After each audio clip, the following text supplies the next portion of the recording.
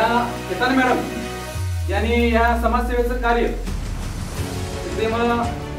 डोंगरा किंवा दुर्गम भागामध्ये राहणारे विद्यार्थी त्यांच्यापर्यंत सर्व सुविधा मिळतात असे नाही, त्यासाठी त्यांनी विद्यार्थ्यांना सर्व शैक्षणिक साहित्य अमृत योग येतो जिल्हा परिषद शाळांच्या मध्ये जाण्याचा. म्हणजे आम्ही जिल्हा परिषद शाळा आमच्या गावात इतर वेळ शाळा तपासण्या करतो.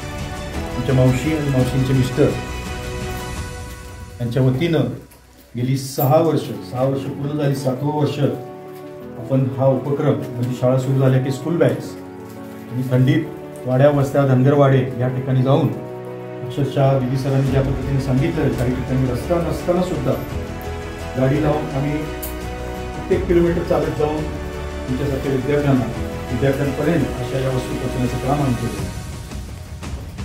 जिल्हा परिषद आणि जिल्हा परिषदेच्या शाळा त्याबद्दल आम्हाला एक आपुलकी आहे.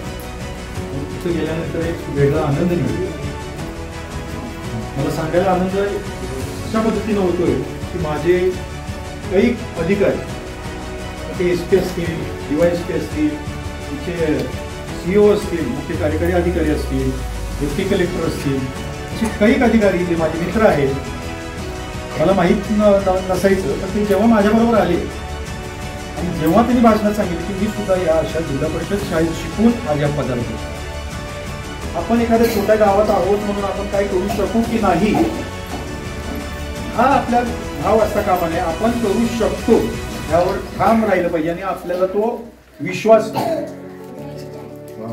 Very good. टाळ्या वाजवायच्यासाठी